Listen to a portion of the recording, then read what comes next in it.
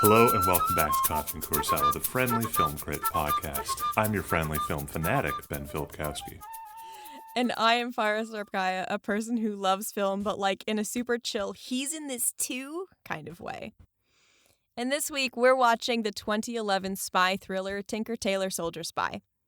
Rated R for just so many things, I wanted to bring this to the table because I feel like it's a really cool Venn diagram of what kind of magic happens when a film leverages both vibes and techniques. But I'm kind of getting ahead of myself.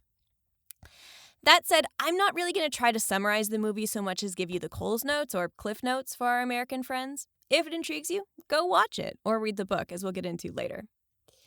So it is peak Cold War, and following a botched operation in Hungary, veteran spy George Smiley, played by Gary Oldman, is forced out of British intelligence, commonly called the Circus, alongside his mentor, Control, played by John Hurt. A year later, word gets through that there's a mole at the top levels of the circus, and Smiley is brought in to lead the hunt. Working with spies Ricky Tarr and Peter Gwilym, played by Tom Hardy and Benedict Cumberbatch, Smiley slowly susses out exactly what happened in Hungary and why it's connected to the mole and who exactly the mole is. The film's cast also includes Colin Firth, Mark Strong, Toby James, and Ciarán Hinds, just to name a few. Suffice to say, it is a plot and cast-heavy film, but that's where I'm going to stop without getting into too much of the weeds and without having Ben write more alliteration for me to read after that summary. That said, Ben, you didn't pick the movie this time around, so I get to ask you, what did you think of it?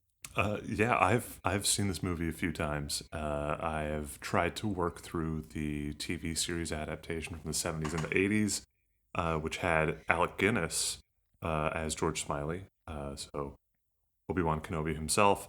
I never finished that version. It was, if you've seen this and you thought that this movie was slow, or like a slow burn, the TV series was much, much more deliberately paced out. I have not read the book that this is based on. I have read other Le Carré novels, and I've also read a fair amount of the history that this story is inspired by. And some quick background on that real-life history. John Le Carré was the pen name of David Cornwell, who was an MI6 agent during the Cold War. Le Carré actually cameos in this movie. He is the older agent at the circus who stands up to drunkenly sing the Soviet anthem during the Christmas party. You can see him in the foreground ahead of Stephen Graham. He's got this big shock of white hair and is he's very clearly into the role, or was very clearly going full method with the drinking of it. Who am I to say? Yeah, so Le Carré's career as a spy was abruptly cut short by the double agent Kim Philby, who was an MI6 operative. Philby had been feeding information to the Soviets since the Spanish Civil War or thereabouts, and clean through the Second World War, and afterwards would in fact defect to Moscow in 1961. So there's some very obvious parallels in this movie to that story, which we can obviously get into later in some of our discussion. Broadly, I really enjoy this movie. I say I've seen it a few times before. I watched this probably like between 6 and 10 times in the years that since it came out. I really enjoyed it. As far as mentioning, the summary is like very surface level. The movie manages to convey just a ridiculous amount of plot and information in a really tight 2-hour runtime. And it never feels like overstuffed or overly complex. It feels like it's all there for you to figure out alongside the characters. I think Gary Oldman is a very worthy successor to Alec Guinness's take on George Smiley, and the supporting cast is exceptional. All that to say, I really like this movie. It's good. Yeah, I feel like a lot of the reason it does a good job being like not info dumpy is because a lot of the information they convey is tinged with like the emotional impact of it. And this is like down the road of our conversational guidelines or guardrails, but like it really feels like it all comes out very naturally as part of the investigation that George is going through. But I know we first kind of wanted to touch a bit deeper on the history of it all because, like we said, this is not based on a true story or necessarily, but very heavily influenced Yeah. by history and the life of a real spy. Yeah. And so talk to me a little bit about what maybe is stylized, what's real, what parts of the actual history of it really stood out to you and made this movie a bit more like real, like feel real. hmm Yeah. So I'm a 30-something white guy, which means that I turned 30 and I got to choose between being really into barbecue and really being into history. And considering I went to university and got a history degree, I stuck with history. The kind of like Cold War espionage is really fascinating because it kicks off in the 50s and 60s with just honestly like the Allies, the British and the Americans, kind of being run in circles by Soviet intelligence agencies. Like the notion that there would be double agents so closely placed within MI6 and MI5 in the 50s and 60s was like unheard of, because there was this almost like old boys club mentality. There are actually like a lot of quotes from notable notable British double agents saying something to the effect of like they could stomach betraying their country but not betraying a friend, which is like Yeah. interesting, and yet you did both. So um, I think in terms of like what is fictionalized is the some of the like the cutthroat attitude within MI6. Notably, also like they're never called MI6 in Yeah. Le Carré's work, or at least in his George Smiley books, and never in this movie. They are the Circus. That is a reference to where their fictional offices are, which is in Cambridge Circus in London. Also, kind of like calls to mind, like a big top circus. Like this is it's a hmm madhouse in here. You Oh, got these absolutely. guys like running around doing all this crazy stuff.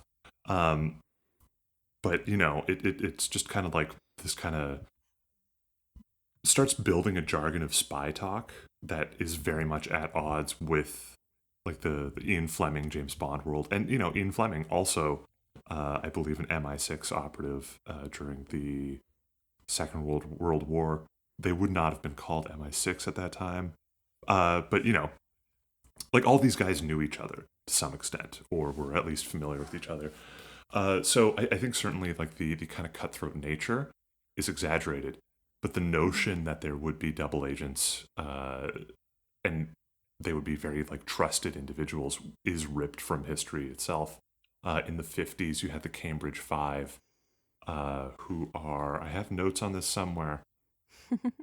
Yeah, so the Cambridge Five were Burgess, Philby, Karen Cross, Blunt, and can't remember number five.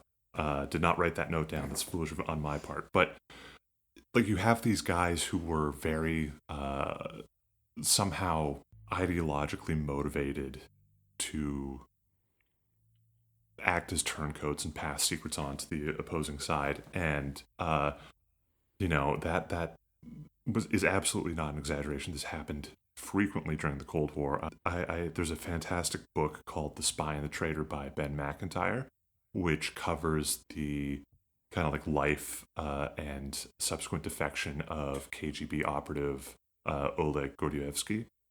So that kind of overlaps a little bit with some of the events depicted in this novel, but also kind of like Gordievsky defected to the British in '85 after like close to a decade of passing information on.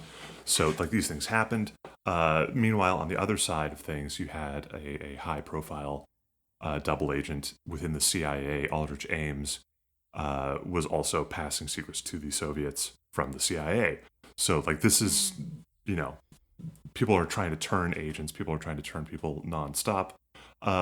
The fact that these people could be so highly placed is absolutely truth in fiction. That's a lot of words to say that that if you read into like the history of Kim Philby and these other defectors, there are a lot of obvious parallels here. And so understanding that, Le Carre's career as a novelist began while he was working at MI6, and then became his full-time job after he was publicly burned and his cover blown. And it's like, well, I got to make a living somehow. I'm going to write spy fiction based on the stuff I went through. Looking at that, it's not hard to map the role of the mole in this movie to that of Kim Philby in real life. I feel like between him, Ian Fleming, and J.R.R. Tolkien, we've got a whole slew of authors just off the top of my head that are like, I went through this thing.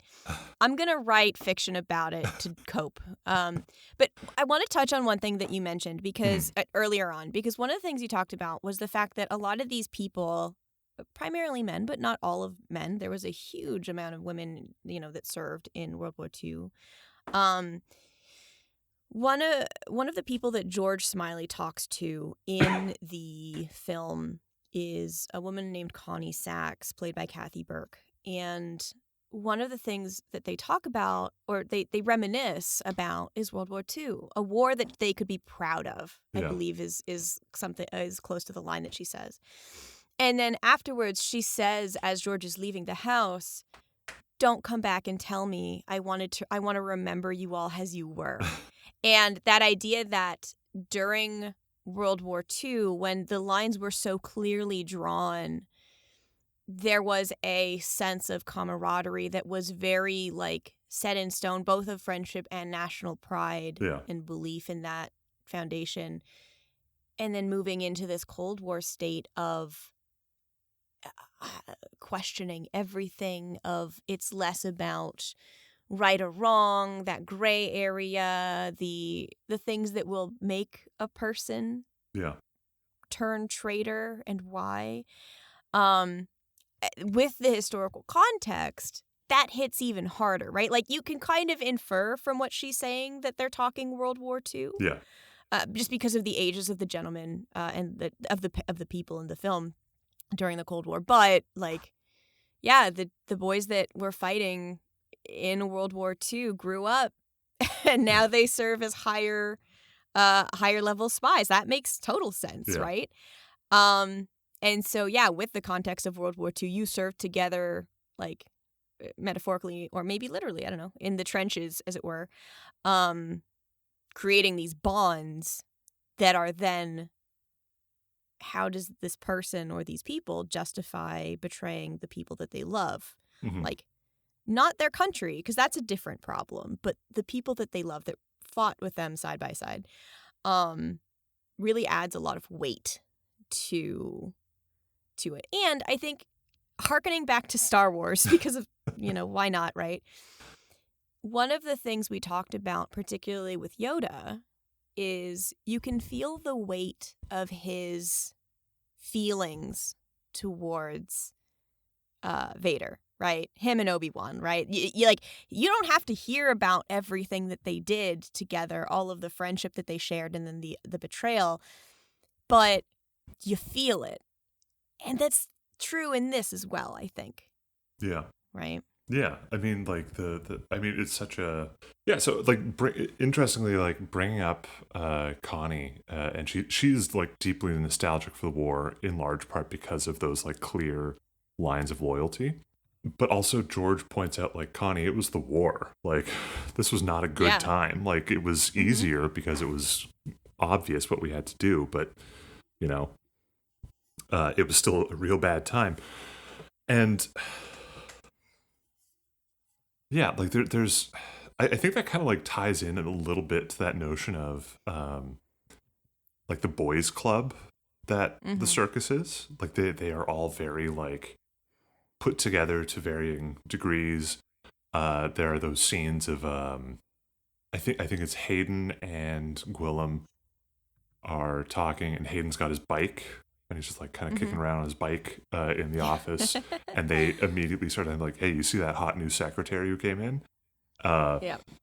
And so there's this kind of very old school boys club. We're all in this together. They're still at each other's throats and one-upping each other as often as possible. Like Alaline is the new head of the circus, and is like jumping at the opportunity for like a quick win because of the botched operation in Hungary. And it just kind of it's interesting because I think Connie's kind of presenting like, yeah, you have these clear lines of loyalty, even in probably arguably the greatest conflict in history, um, in stark contrast to the weird politicking and power grabs that are now dominating the circus in the contemporary setting of the movie. Yeah, I find it really really interesting because I don't know that it's necessarily the movie doesn't seem nostalgic for any of this. It repeatedly shows just how actually miserable a lot of this work genuinely is. But it does kind of skew towards this. At least my interpretation of it is this kind of it is good to serve your country in a moralistic way, but sometimes that means you're going to have to get your hands dirty for this concept of the greater good. And having worked with people who have worked in intelligence services before, like the perspective that I've taken away from those conversations is that a lot of what we take for granted as freedoms and liberties are often the result of like accepting a certain degree of someone's always watching you. And the movie in particular plays with this notion that someone's always watching with how it visually shoots the characters, how it showcases these scenes. And again, that notion of like, the element of observation is just so present in all of this. And I'm really straying from what you talked about with history and loyalty, but I think it's a really good place for us to kind of pivot into the visual aspects of the film because you touched upon the use of framing, right? Yeah. We look through windows, we look through pillars from a distance, but we also get these really tight claustrophobic shots when it comes to like the more clandestine meetings, the back office deals. There's a moment they're like playing squash. You see the whole squash game and the people above them watching, and then you see them in the showers and it's like a tight shot. But we also get a bit of, within that framing, also how the costume and set designs were built so that when you framed a couple of people or an individual in a scene, they stood out or didn't. So I'm particularly thinking of a moment where there's so many people in this gosh darn film.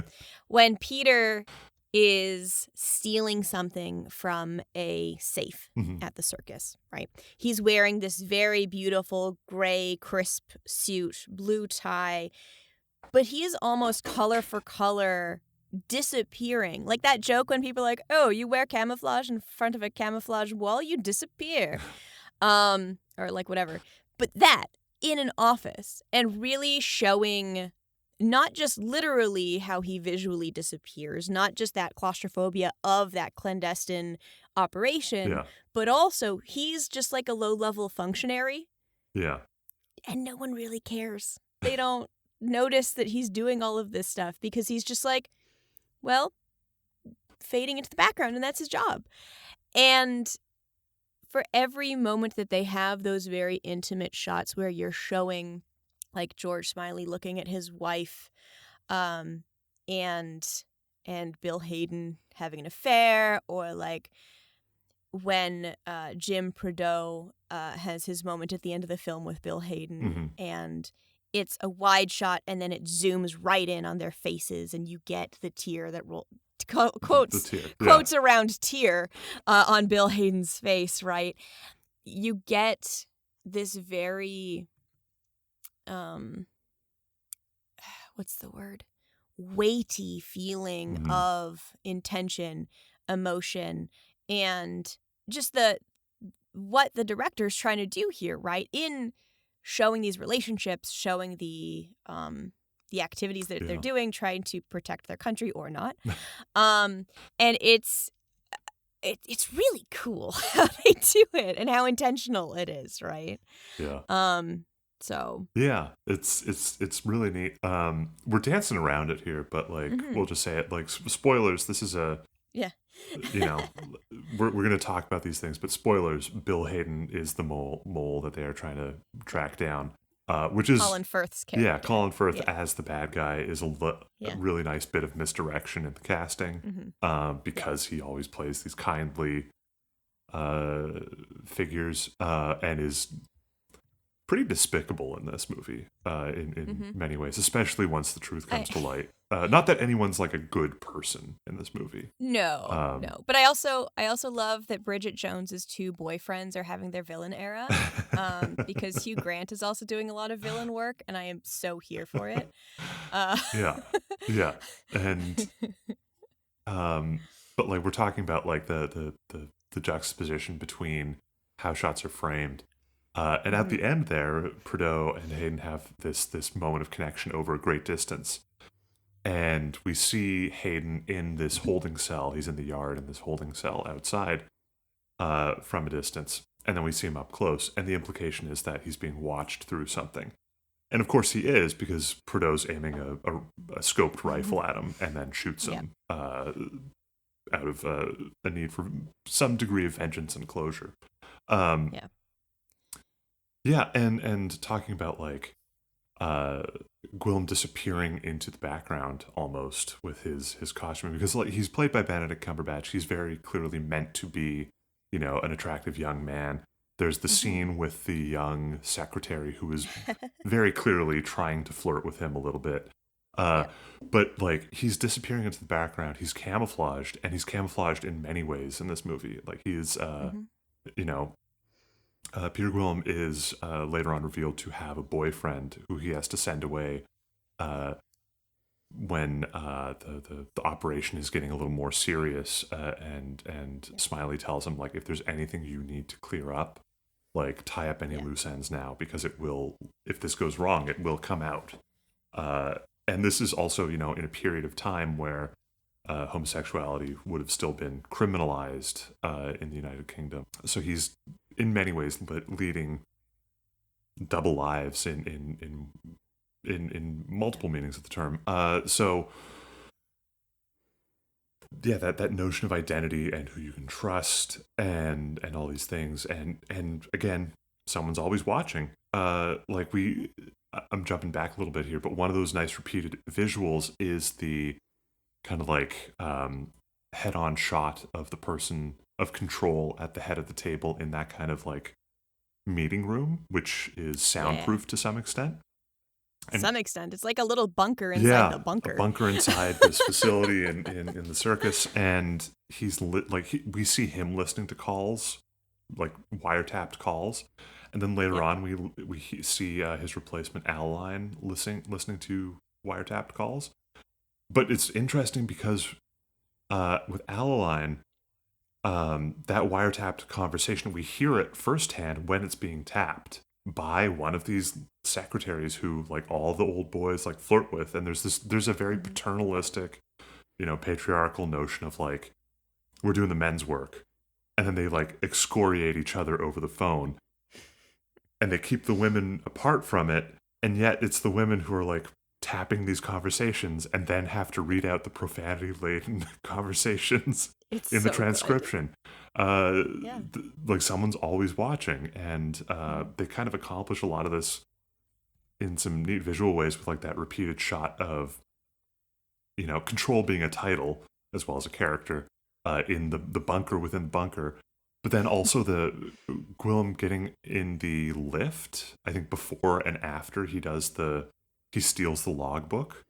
Mhm. Uh, the lift is just kind of like shot, and he's off to one side, and we see him take the lift, and then he does the robbery and gets out, and he has that moment where he like leans up against the wall, and he's about, like, you can tell he's about to have like a breakdown or something, and Yep. then he hears a voice, and like he should have, like, logically you should see that there's someone else in this lift, but because of how it's shot, it is a reveal that I think it's Hayden is in the lift with him, uh, Yeah.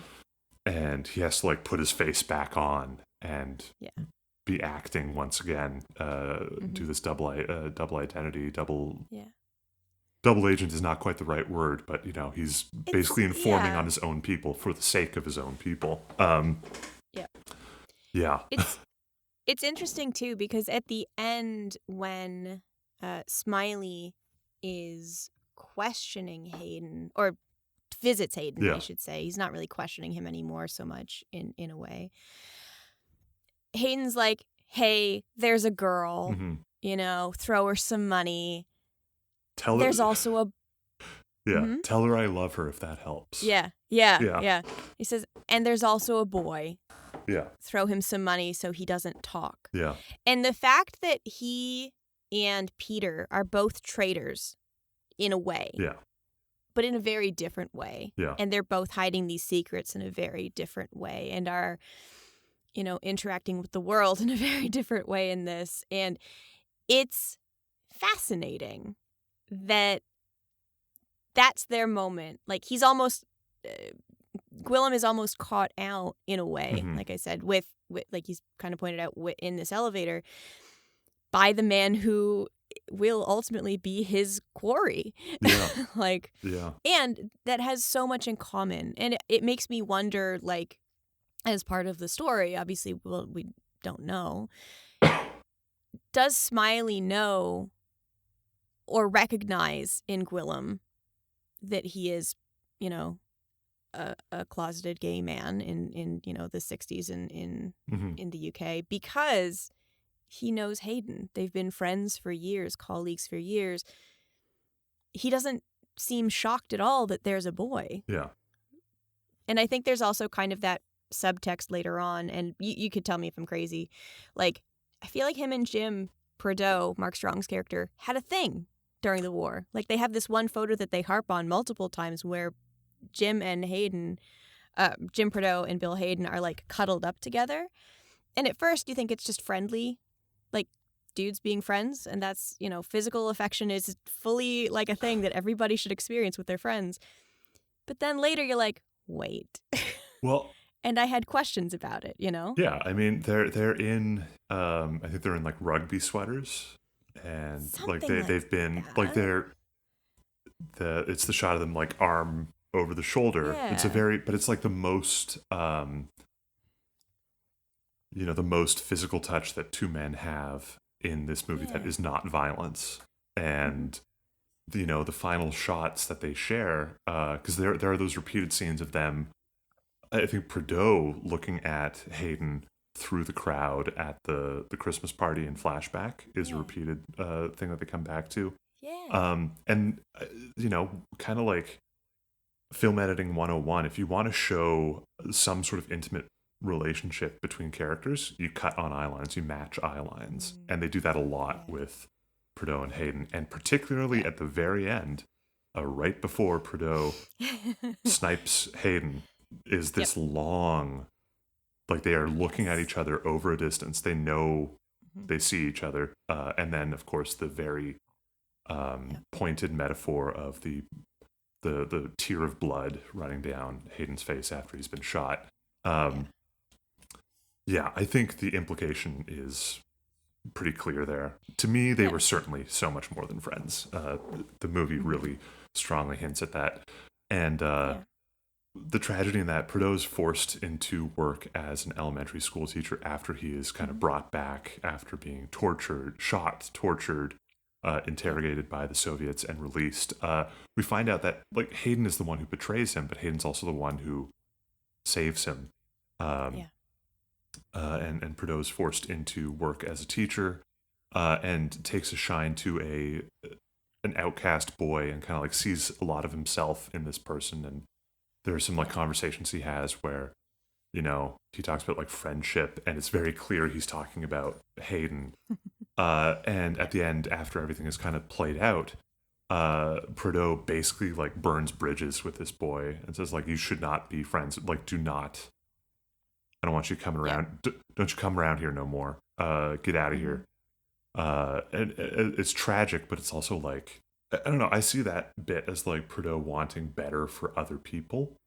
And I think what you were talking about Prideaux and Gwillem being kind of like mirrors in a sense. I think that like the difference between them is pretty stark in that Gwillem is hiding who he really is out of necessity, given the society that he lives in at the time. Hayden, I don't think that there's a sense of like it.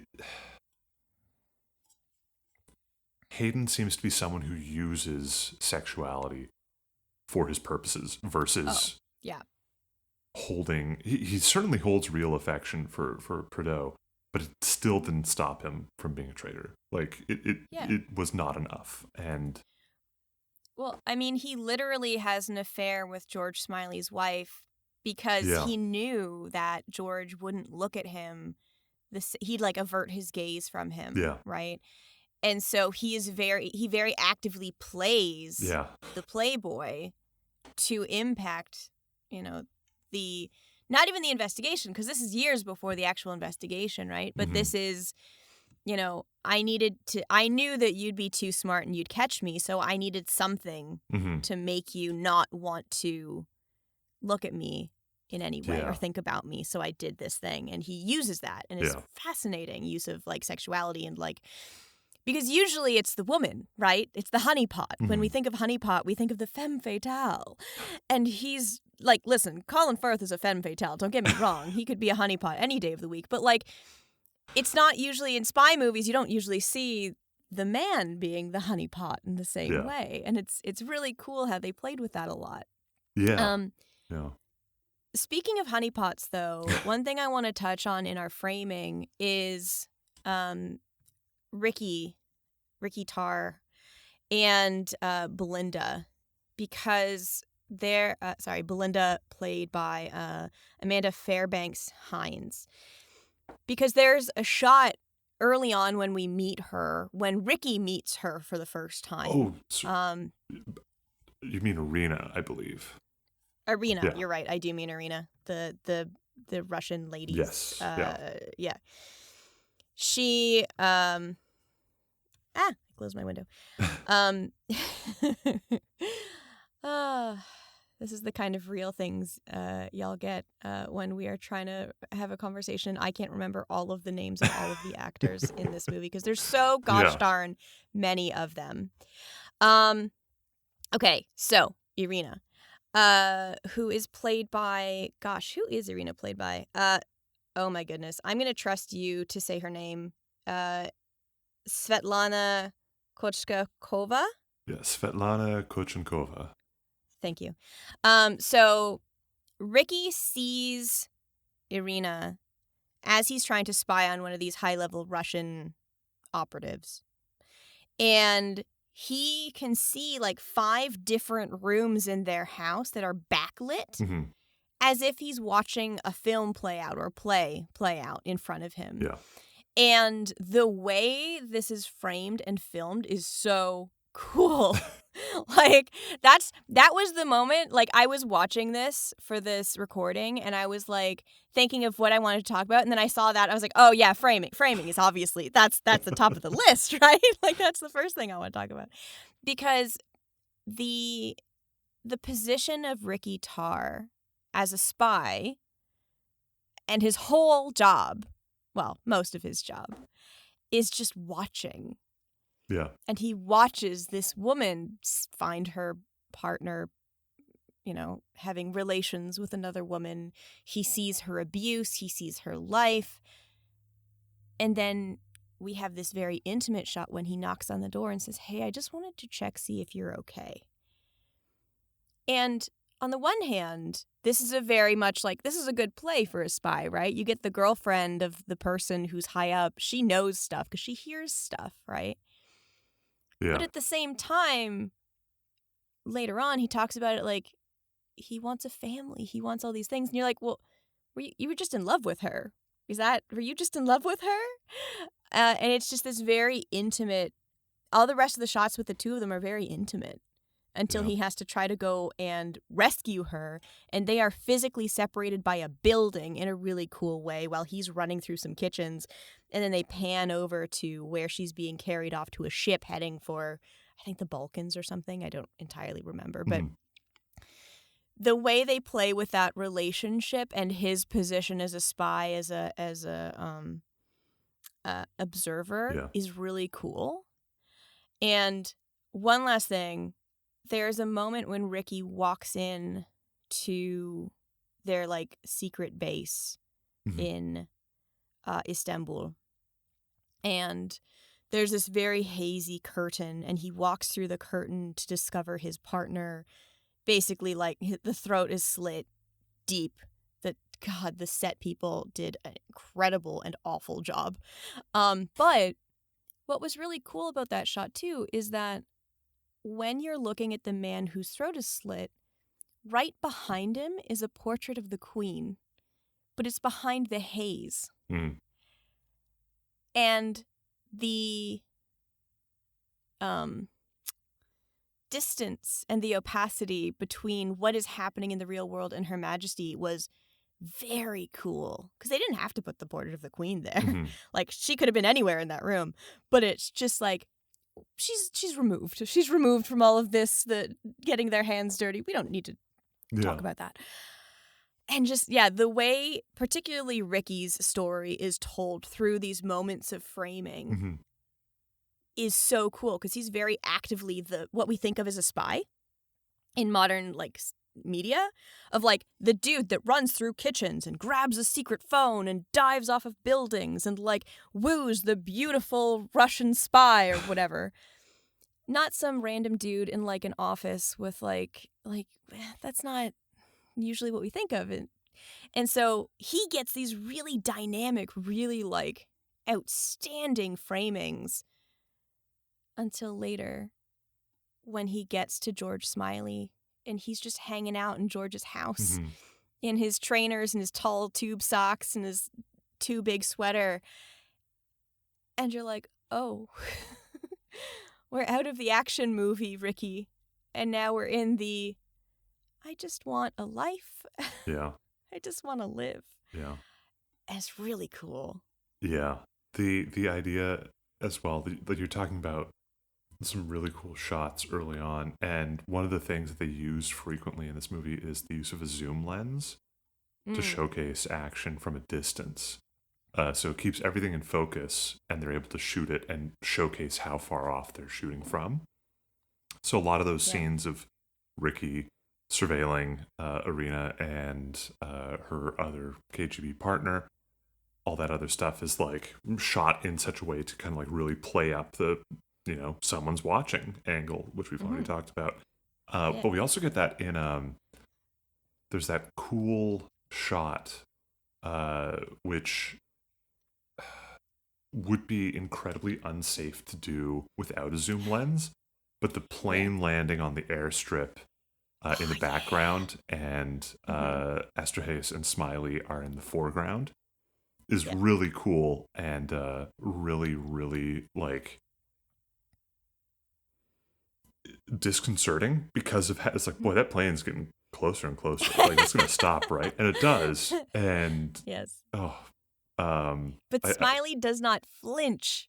He just keeps watching his conversation partner, and the conversation partner's just like, there's a plane. Should we just like move? No. Okay, there's a plane. Well, yeah. It's really fun. But his concern also is that he's I think he's a defector as well. Like, he defected to work with MI6, or he's working with MI6.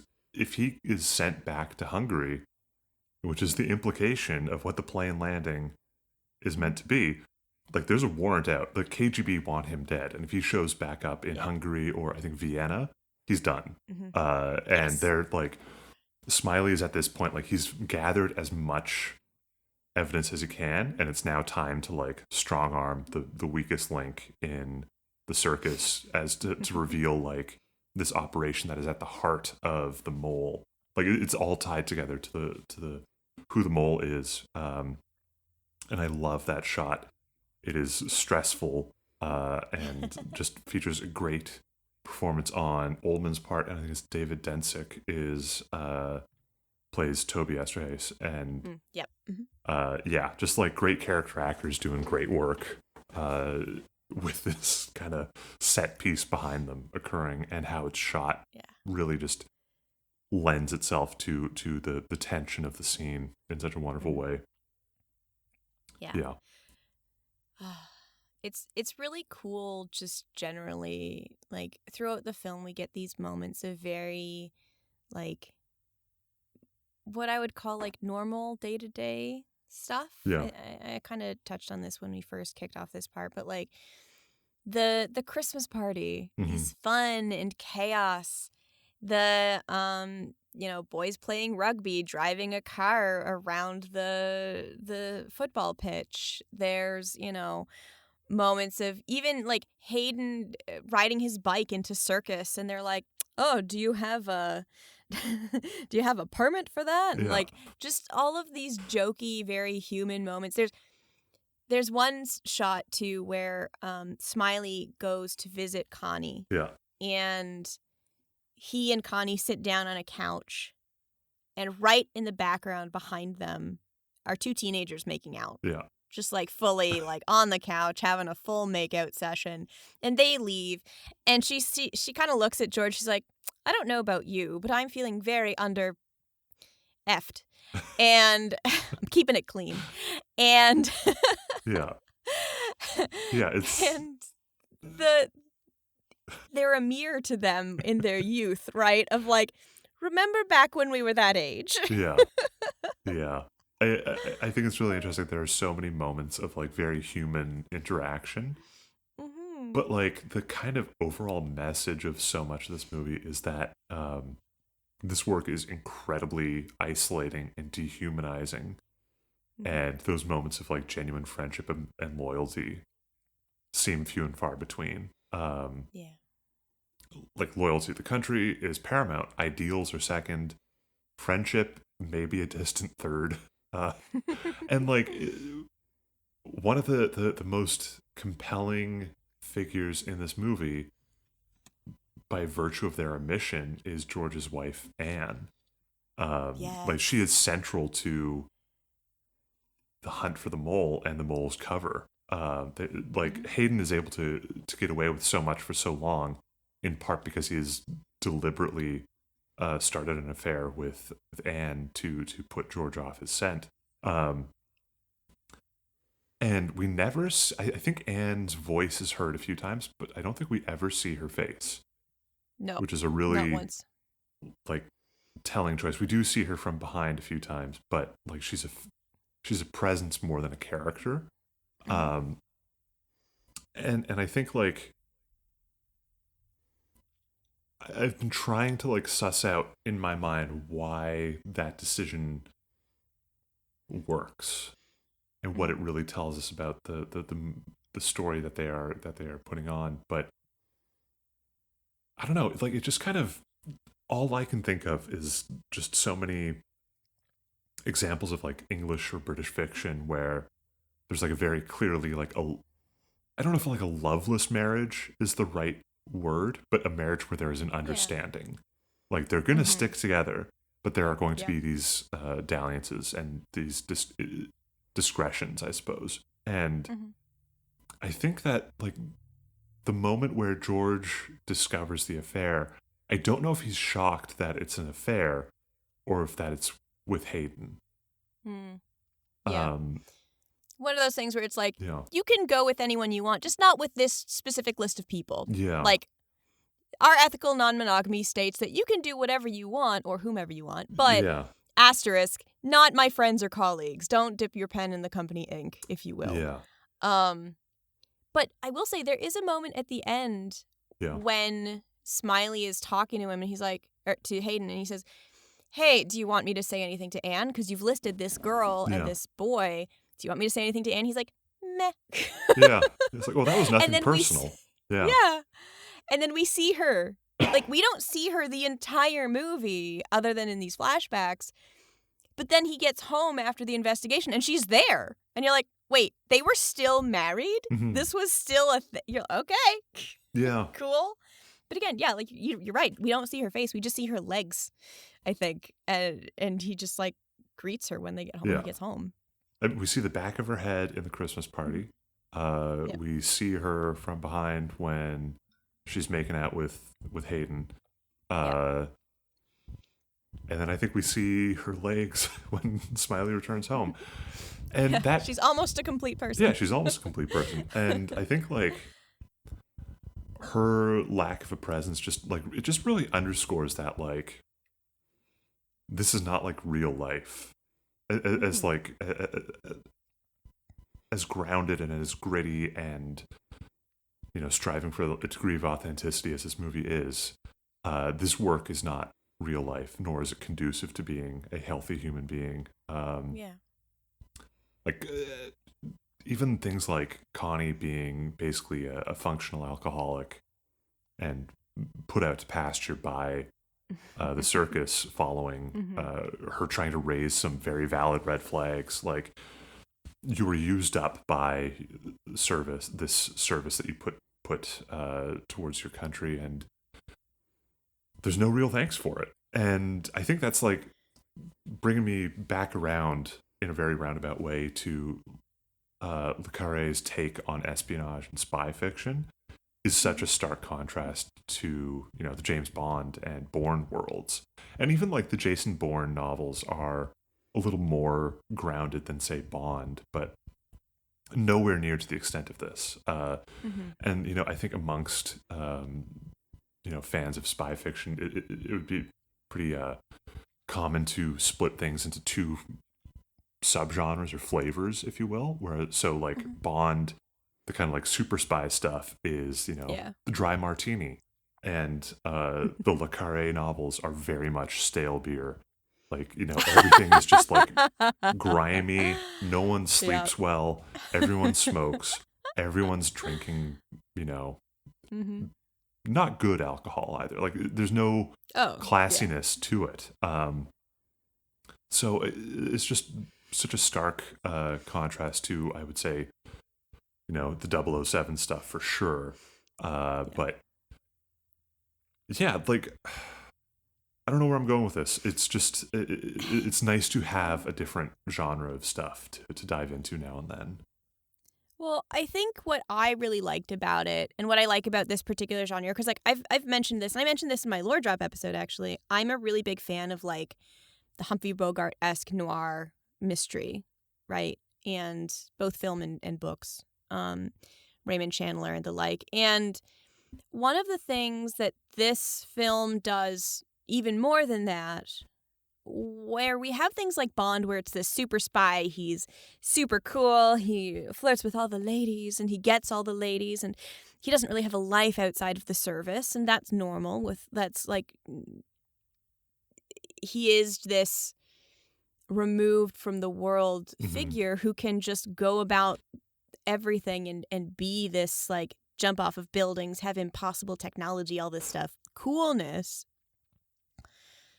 This side of the genre really doubles down on the human cost of being forced to, through your work, effectively, this is their job, remove yourself entirely from real life or have two lives, right? And showing that actual cost, showing the actual, like, his wife was not present because he can't talk to her, or like seeing Peter have to break up with his boyfriend and get him to move out for the man's own safety and for his own, political safety, because Lord knows he'd be blackmailed from the moon and back if someone ever found out. If he wants to proceed in his career, if he wants to grow his career in the Secret Service, all these things, those very real costs that net into something like Jim, who is, I believe he's disabled because of all of the torture. He's also alone. He lives in a little trailer at the back of his car on the property of the school he's teaching on, right? He is alone. All those different costs and all of the relationships that are destroyed are so, I mean, it makes it very human. Yeah. And that's what I love about it, right? rather than these like super spies. Like, I mean, Daniel Craig does a great job in the latter years of Bond, or the most recent years of Bond, of making him a little bit more human and fallible. Yeah. Right. But Tinker Tailor Soldier Spy and its ilk really just takes it to that next level of no. You can't have a proper, like a loving relationship, loving friendships, because you are constantly looking over your shoulder. You Yeah. cannot let your face drop for a second. Like, Peter lies to his boyfriend when he breaks up with him, presumably, because his boyfriend's like, just tell me if there's someone else. And you're like, well, no, it's literally, it's for your safety. And but we don't get that conversation even. So we don't even know what he says to him. But well, yeah. and I mean, like, you look to history as well. I think it was the Official Secrets Act in the UK. Like, there were a lot of instances of women who served during the war, and particularly at Bletchley Park, where they were working on the Enigma code breaking. Even after it was publicly revealed that, yes, we cracked Enigma, and this was years after World War II. Yeah. I think like into the 2000s, you had, it was not until some of these people were given explicit permission that they would actually say, okay, yeah, so I worked on this thing. So it would not be, not to like say that this is like a good and normal thing, but in Gwillem's case, he's probably not allowed to reveal that he works for British intelligence. I say probably. He's definitely not allowed to reveal that. Like, he cannot reveal that to someone who does not have clearance. So, yeah, it's just the human cost of everything is probably one of the most interesting and fascinating parts of this movie, and the way that it depicts that is endlessly interesting. Really enjoy that this kind of like humanized take on espionage. Interestingly, I think I was talking about the Cambridge Five. Two of the Cambridge Five were they confessed and faced no real consequence as a result. And I don't mean like their positions were public enough and their treachery was such that, like, if you reveal that you found a traitor, it erodes public trust to some extent. It also, you don't want to send that message to the opposition. Right.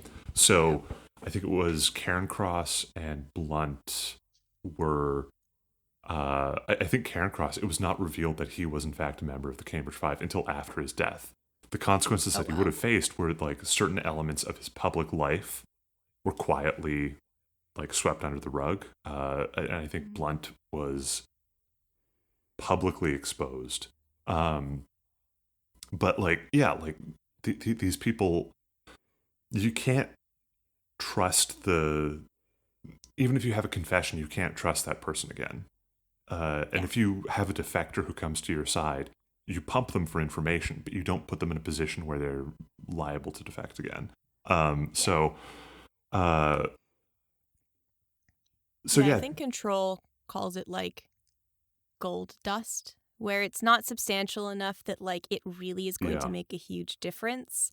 It's like, oh, we'll give you just enough that you can trust us, that we're being honest and that my source is correct, but also you're not actually going to, cause any mischief for the Soviets. The whole like operation at the heart of it all, witchcraft. Like, I watched the movie, I was like reading notes and like summaries to make sure I had it right. And it's very much like the reason that this thing gets going is in part because the British want to get back in the good graces of their American allies following this botched operation. So they jump at the first chance that it's like, hey, we have this cultural attaché who's passing us information at this drop house. That's great. Yep. We have an inside agent. But like, witchcraft is doing the exact opposite. Like, and I was like, am I getting this right? Like, they are completely being played. And the thing that they think they are doing is in fact what is being done to them. Yeah. And it's just so mundane. Like Mhm. there's nothing terribly exciting about it. And then I think George is the one who sums it up as like enough gold dust sprinkled in the chicken feed to keep people Yes. interested. Yeah. Like there's just enough information. And we look back at like history. The Brits cracked Enigma probably it's like not fairly early on, but like halfway through the war.